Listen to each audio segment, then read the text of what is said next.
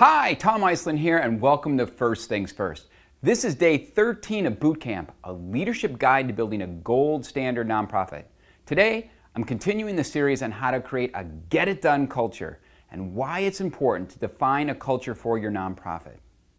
Culture is a first things first principle because the most innovative and successful nonprofits, gold standard get-it-done nonprofits, have a unifying force, an ethos, yoking the hearts and minds and actions of those connected with the nonprofit to fulfill its mission. If there is no motivating purpose, no shared value system, no directed action, a nonprofit will wind up with a dysfunctional culture. It will be unsure who it is, what it stands for, and where it's going. Work might be taking place and the nonprofit may be serving a set of deserving beneficiaries, and it may even have moments of greatness. But eventually, its tendons will snap under the weight of uncertainty, and it will hobble with a throbbing limp.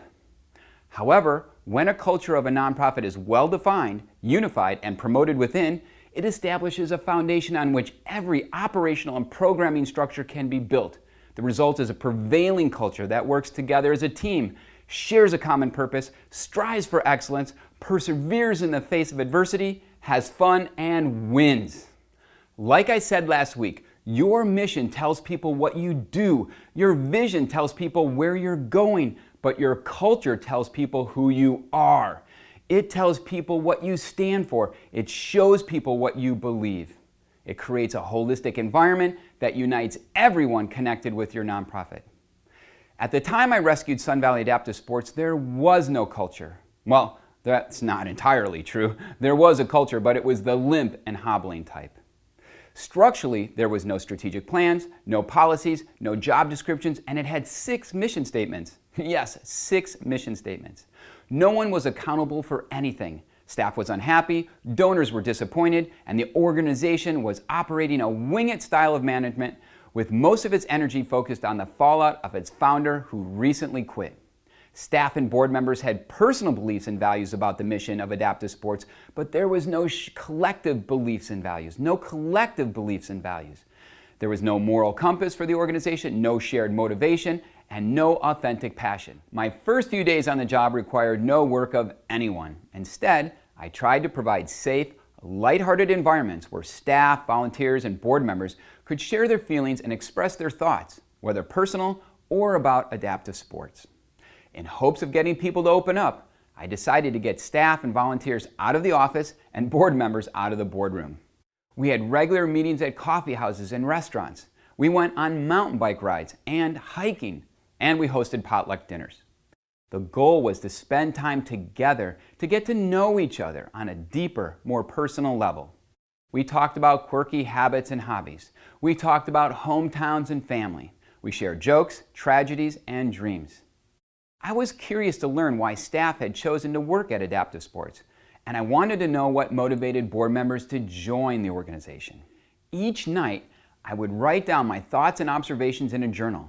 After a couple of weeks, I reviewed my notes, looking for common threads relating to values, beliefs, interests, and motivations of the staff, volunteers, and board members that lined up with the mission, core values, and purpose of Adaptive Sports. The threads with the most overlap included compassion, wellness, fun, family, sports, adventure, and healing. These may seem obvious threads for an organization that used sports and recreation as a means of therapy for people with disabilities. However, I found it interesting that the value and belief people talked about most was the value and belief in family. After sharing my thoughts and feelings with everyone, we agreed that Sun Valley Adaptive Sports was in the family business. We helped families of all shapes and sizes that had a family member or a relative with a disability. Our staff and volunteers cared for each other like family. They cared for our participants like family. Each of us had a strong belief in the institution of family and felt like family values would make a strong foundation on which to build the culture of adaptive sports. And so we did. We started building our family-style culture by developing a work environment centered on safety and sharing, not fear and oppression. At staff meetings, we budgeted time for staff to share personal challenges, relationship issues, financial worries, upcoming surgeries, and achievement stories, even parenting troubles. It didn't take long before staff started referring to itself as a team family. Over the years, Adaptive Sports did a number of things to build its family-style culture. The board combined board meetings with dinners to deepen personal relationships among its members. Staff made meals for coworkers when they were sick, took camping trips together, and volunteered as a team to help other nonprofits in the community. As we became more and more like a family, a team, we started joking, now that we're a family, let's make sure we don't become dysfunctional. Over time, we became protective of our culture, very protective. When hiring new staff or nominating board members, the number one topic of discussion about the candidate was, how would this person fit into our family style or culture? How would they fit into our team? It was more important than the person's experience, educational background, skill, wealth, or influence. Adaptive Sports had a lot of messes to sweep up from its early days of management upheaval and operational calamity. Our strong family culture not only helped us get rid of the grime and the dust, it provided the collective inspiration and driving motivation we used to achieve outrageous dreams. I'm often asked how Adaptive Sports was able to grow into an organization of national prominence so quickly. My first response is always the same. We built a unifying culture early on and remained true to it as we directed our passion to fulfill our purpose.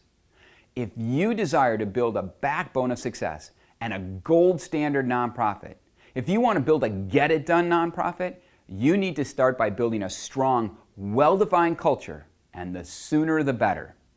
Well, that's it for today. Tune in next week when I'll continue the subject of why it's important to build a culture sooner than later. And don't forget to write me, ask me a question, or tell me what you would like to see on the show. Until next week, hoo-yah!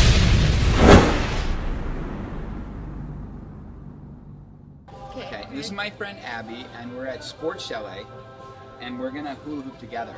Okay. Okay, on three. Ready? 1, 2, 3. Oh! Okay, that was lame. Okay. Okay, we can do this. Okay, ready? Set. 1, Go. 2, 3. Oh! We got one!